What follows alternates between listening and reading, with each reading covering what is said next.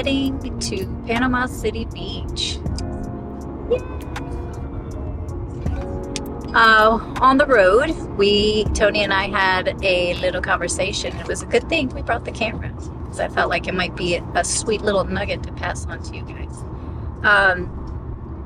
We came across a video, Jordan Peterson, and he shared that memory does not serve the purpose for us to look back.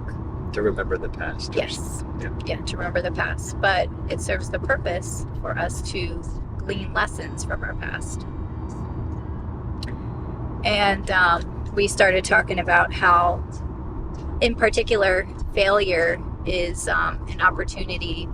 Like when we think about like looking back on our past failures, not to stay there, because sometimes I know me personally, and I'm sure many people can also attest to this, like we can live there in regret. But if we tie in or weave in what Peterson is saying about the purpose of our memory, serves the purpose of just being able to glean lessons from those experiences. And to structure the future. Exactly. So whatever you can extract from your past is what's going to help you extract from the past to construct the structure of your future. Right. Right.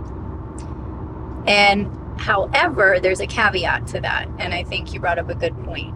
Yeah, it was like that. The extraction process needs to be healthy. And I gave the example. Well, what would be an unhealthy example of that? An unhealthy example of that would be I used the example of a woman who had a bad experience with a guy, but so she remembers that experience, and then she extracts with all men are dogs, all men are horrible, I'm never going to be with another man. And she applies that now to the structure of her future, to where there is no chance for any future male in her life. And I would say that is an unhealthy extraction of your past and application to your future. Right. So what would you suggest a person should, what is a healthy approach?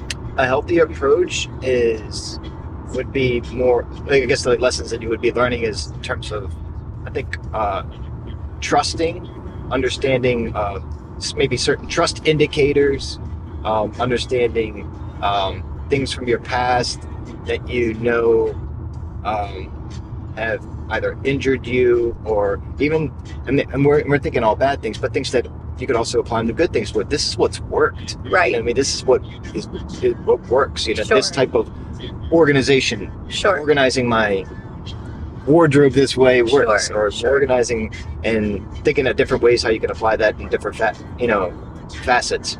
Well, I think about like in the scenario that you brought up about a woman who's been wronged by a man, you know, instead of writing off all men, I guess like a healthy approach might be writing off that man. Well, of course that, but also self-reflecting, like what may have caused me to entertain a relationship with that person, using that experience as an opportunity for self-reflection. And right, and I think the health, like another, maybe this is what's healthy, is what's we say a healthy way of extraction. It's like, and I love what you're saying here, it's actually forcing you to look deeper into, well, how did that happen? What can I do to prevent that?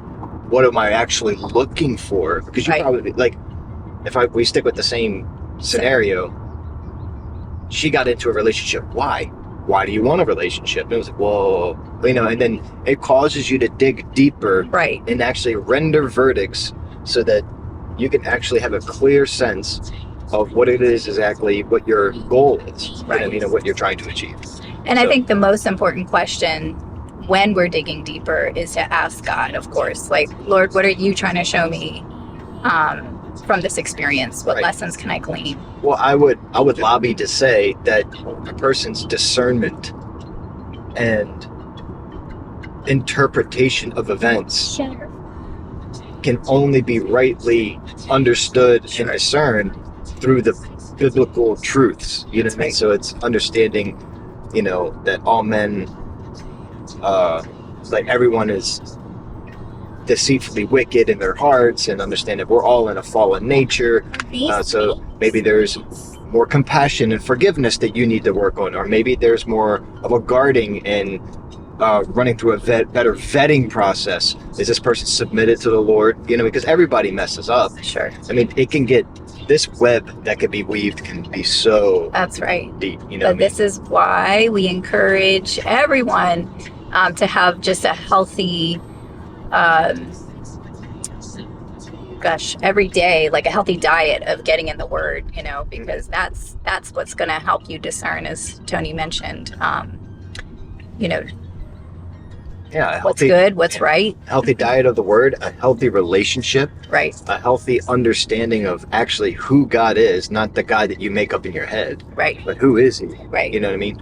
And a lot of people just make it up, right? And it's like, well, my God wouldn't do this. And it's like, well, let's read the Bible and we'll find out exactly what God would not do. Exactly. And I think that's where we need to get back to that. There's too many violations now. It's prevalent of the second commandment, I would say, is to making false images, graven images. It's in a physical sense, but it's also in a physical. What do you call that? What kind of senses? I think like mental, like even in your mind, like I know what you're saying. Yeah, you're making up an image of God in your head. Yeah. Of how He is, rather and not going to the scriptures and finding out exactly how is He. Right. And I think that's important to know exactly who He is. So in summation, what could our viewers walk away with based on everything we chatted about? In order to understanding that the purpose of memory, and I loved what he said, Mr. Peterson. The purpose of memory is not to remember the past. The purpose of memory is to extract lessons from your past to construct the future, the structure of your future. Structure the future. That's right. And that can be done healthily and rightly with the biblical precepts and lessons from the scripture and from the one true God. There you go. There you have it. That's my summation. Our summation, right? That's right.